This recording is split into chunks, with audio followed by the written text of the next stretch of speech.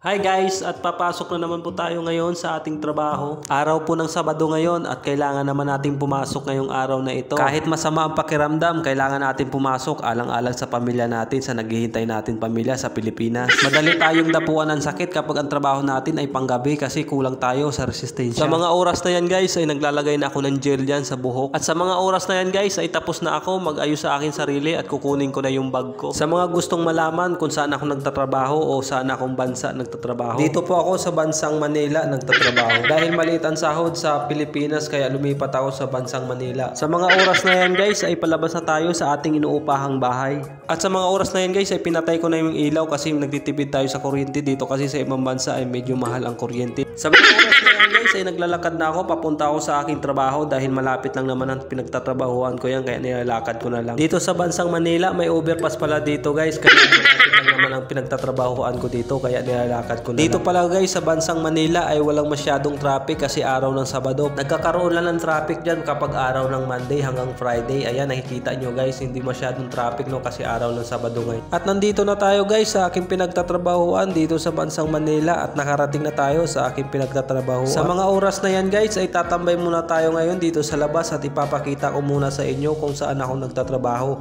Ayan pong building na yan ay dyan po ako nagtatrabaho. Isa po akong housekeeping dyan sa building na yan. Sa mga oras na yan guys ay papasok na po tayo ngayon sa loob. Sa mga oras na yan guys ay mag-uumpisa na naman tayo sa ating pagtatrabaho sa 8 hours. Fast forward lang tayo guys no at nandito na po tayo ngayon sa elevator at papunta na po tayo ngayon sa ating barracks upang magbihis. Dito pala guys sa loob ay pinagbabawal muna ang pagsiselfon kaya kita-kita na lang tayo maya pag uwi. Sa mga oras na ito guys ay alas 3 ng madaling araw at nandito po tayo ngayon sa Sangyupsal upang magmerienda. Dahil masarap ang kanilang mga Sangyupsal dito dahil Korean street food yan. Sa oras na yan guys ay pauwi na po tayo no at ka-out lang po natin. Ayan maghuhubad na po tayo ng uniform dahil uuwi na po tayo at kasi sobrang antok na dyan. Ang hirap talaga pag ang duty mo ay panggabi talagang kalaban mo talaga yung antok. Sa oras na yan guys ay pauwi na po tayo no at tatapos lang po natin magbihis at kalalabas lang po natin dyan sa ating barracks. Ayan patawa-tawa lang kahit inantok na.